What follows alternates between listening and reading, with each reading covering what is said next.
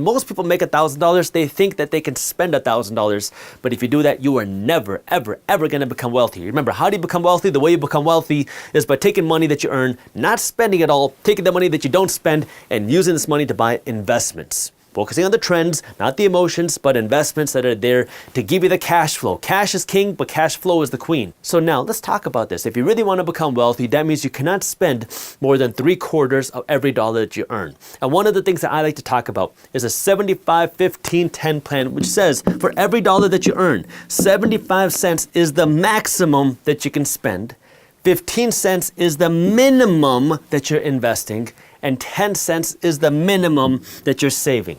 What that means now is every time you make $1, you got to have it flow through this funnel. And if you do this, you're always going to be paying yourself first. And by paying yourself first, I don't mean you're going out and paying your BMW, paying for the Gucci because you're paying somebody else when you buy those things. I mean paying yourself because this is the money you're going to use to invest into more assets, into more investments that are going to pay you with more cash flow. The reason why this is difficult is because now when you make that money, you can only spend 3/4 of it, which means you might have to live a little bit smaller, which means you might not be able to drive the BMW right now, which means you might not be able to have the nice big apartment right now, which means you might have to downsize on some things. But if you stick with this, what's going to happen is this money is going to start making you some more money. Now, it's not going to happen tomorrow. It's not going to happen this year. It's probably not going to happen next year either. But if you stick with this, you're going to start to see more and more income coming from these investments over the years, and especially over the next decade. That's why I call it a decade of sacrifice, because you got to spend less and earn more, so you're working to invest like crazy over the next decade. And that's hard. Most people don't like to talk about it in a decade. That's why everybody's selling you 6 steps to 6 figures in 6 months, because everybody likes the idea of getting rich quick. But the reality is getting rich quick really just makes somebody else rich. So now when it comes to your savings, you got to understand you don't want to just save your money forever. You want to save your money strategically, save your money for an emergency, save your money for a big purchase, save your money for an investment. But once you hit your savings goal, whether it's 3 months or a year's worth of savings, take this money and put it here. That way it becomes a 75-25 plan. That way for every dollar that you earn, 25 cents is going to make yourself rich, 75 cents is making somebody else rich. If you can follow this system of living off of 3/4 of every dollar that you earn, you're going to become wealthy. Period. Just look at the numbers. Go run any investment calculator online and you'll see that if you stick with this for long enough, you're going to be able to have enough wealth in your retirement portfolio to live your life free financially. Wealth law number 8 is that time trumps all. If you can invest $500 a month into these investments, into these assets, and you can get a 10% return on your money, which has been the historical stock market average, and you do this for 25 years, that means your $500 a month is going to grow to $750,000, which is a lot of money. But let's talk about time here. Because if you can add just 5 more years into this investment, where now you're doing $500 a month, not for 25 years, but you do it for 30 years, just 5 more years. Well, now you are going to have, you want to guess? $1.25 million in your investment account. You're going to have more than $500,000 more in your account if you just keep investing your money for an additional 5 years. And the reason why is because time is one of the most valuable tools when it comes to building your wealth. We all know Warren Buffett, one of the wealthiest people, one of the wealthiest and most successful investors in the world. Well, 99% of his wealth came after his 50th birthday.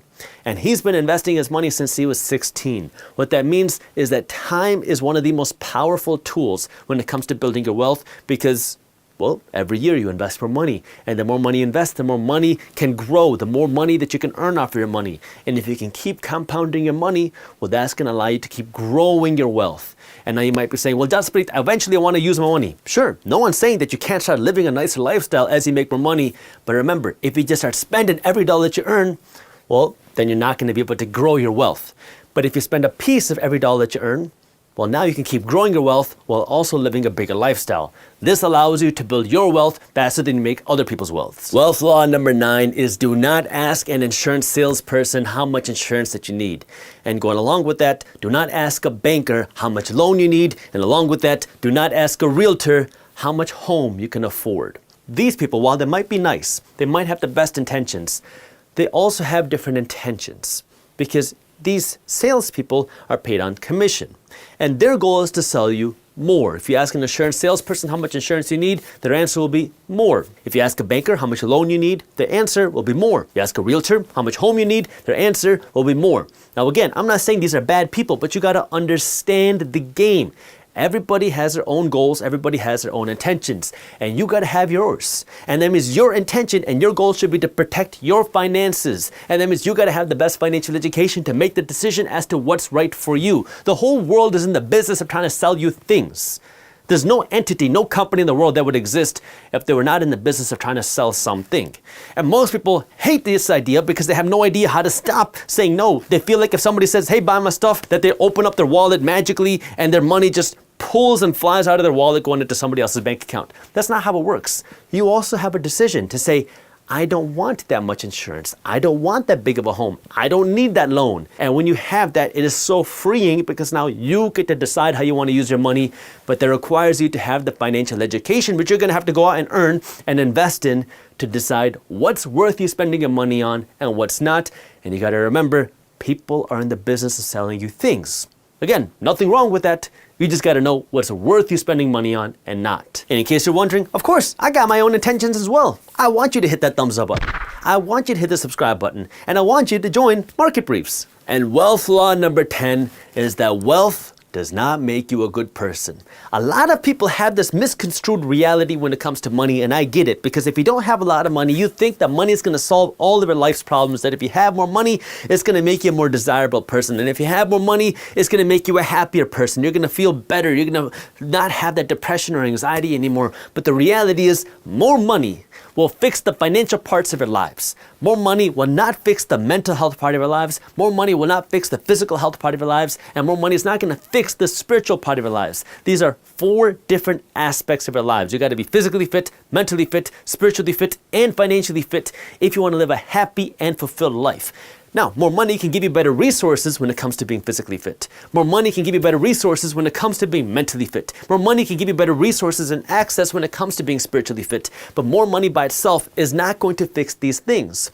And this is where you got to understand that these are 4 different aspects of your lives, and money is also important because a lot of people will say, you don't need to worry about money, just be healthy. Just be happy. Well, the reality is if you don't have money, the lack of money can also destroy your physical health, it can destroy your mental health, and it can destroy your spiritual health, which is why you have to have all 4 of these things, but you don't want to get obsessed with this idea of just attracting money that you ignore your physical health, that you ignore your mental health, and you ignore your spiritual health, because these things are important. That means take care of your physical health, exercise, eat healthy, stop eating so many donuts and ho-hos, and hit the gym. Take care of your mental health. If you're surrounded by people that are just toxic, that are negative, that are hating everything, that are just don't support the idea of becoming successful, you know what type of people I'm talking about. Stop talking to them. And yes, it's hard in the beginning, but you don't want to be surrounded with all the negativity. When it comes to your spiritual health, you got to figure out now what is your purpose for being on this earth. Everybody has one. You don't got to figure it out today. You don't got to figure it out tomorrow. And I'm not one of those people that are saying, find your purpose, because it's not like that. Your purpose might change every 6 months, but you got to understand what gets you excited. What gets you motivated? What makes you want to get out of bed? Because if you have the money, you can work to build the wealth. You got $20 million in your bank account. Well, now, what's your reason for getting out of bed tomorrow? You got all the money. What's your reason for now wanting to conquer and wanting to succeed and wanting to do something that you love? And you got to start thinking about these things, because more money is not just going to fix these other problems. Because if you think money is going to fix the other parts of your life, what you realize is that more money is just going to make you more miserable. And so I want you to understand now, wealth is great. And it's very great because it solves the financial problems in your lives, but it's not going to be able to solve every problem in your life. And I want you to live a holistic and happy life, not just a rich life. Because you can have all the money in the world, but what's the point if you're not happy with it? If you enjoyed this clip and you want to continue your financial education journey, I have another video that I think you'll love. All you got to do is click that button right over there. And for those of you who want to stay up to date on the top finance and business news, you can join Market Briefs, my free financial newsletter, by clicking that button below. Thank you for watching, and I'll see you in the next one.